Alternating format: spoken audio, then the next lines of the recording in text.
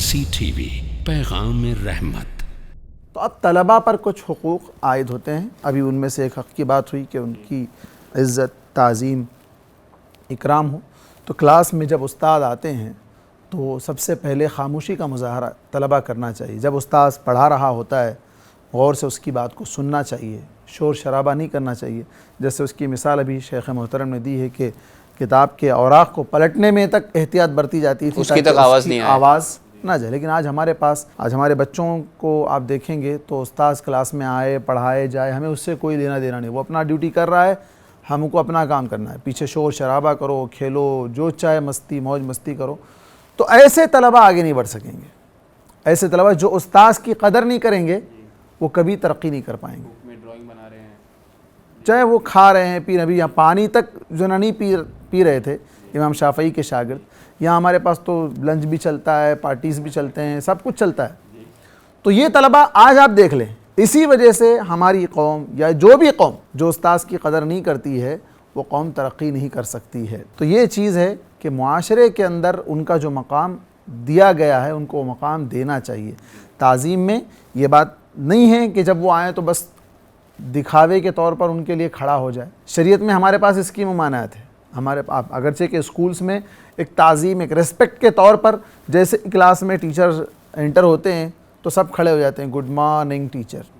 یہ ریسپیکٹ نہیں ہے، یہ تو ایک فارمیلٹی ہے جو کر رہے ہیں، اور اس کو شریعت میں ناجائز قرار دیا گیا کہ کوئی یہ چاہتا ہو کہ جب وہ آئے تو اس کے لیے لوگ کھڑے ہو جائیں، فَلْيَتَبَوَّأْ مَقْعَدَهُ مِنَ النَّارِ، کہ وہ اپنا ٹھکانہ جہنم میں بنا لے۔ تو وعید ہے، یہ تعظیم نہیں ہے۔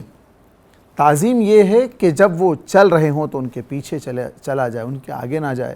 جب وہ بات کر رہے ہوں تو غور سے ان کی بات کو سنا جائے۔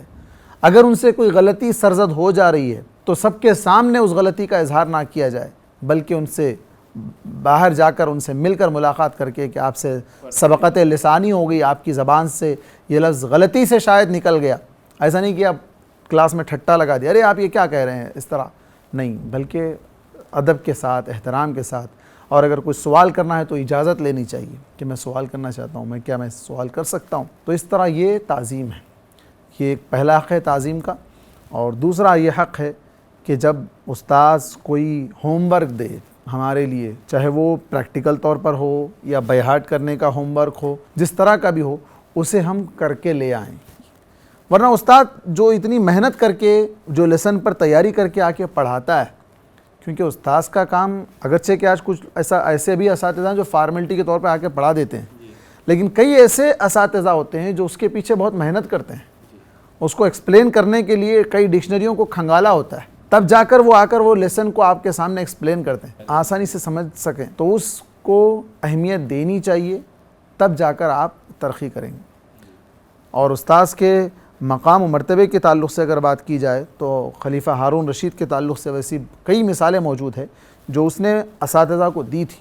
وہ اپنے وقت کا خلیفہ تھا، لیکن اس نے سب سے زیادہ اہمیت اپنے بچوں کو ان کا غلام بنا کر رکھا تھا۔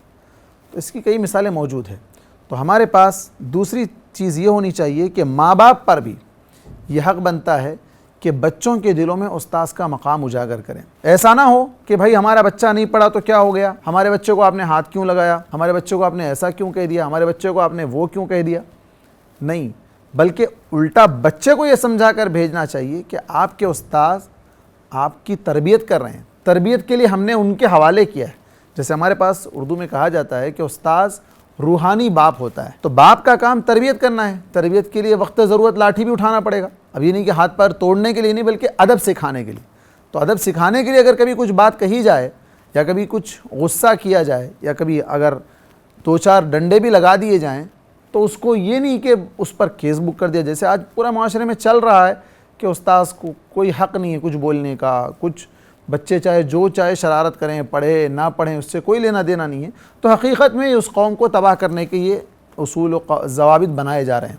قوم اگر ترقی کرنا چاہتی ہو تو استاذ کے سامنے سننا پڑے گا، اس کی باتوں کو سننا پڑے گا، اس کو اہمیت دینا۔ بلکہ بعض اساتذہ غصے والے ہوتے ہیں تو ان کے غصے کو بھی برداشت کرنا پڑے گا، تبھی جا کر آپ کچھ سیکھ پائیں گے۔ مرسی ٹی وی کے مزید ویڈیوز کے لیے ہمارے چینل کو سبسکرائب کریں اور بیل آئیکن کو کلک کرنا نہ بھولیں۔ جزاک اللہ خیر۔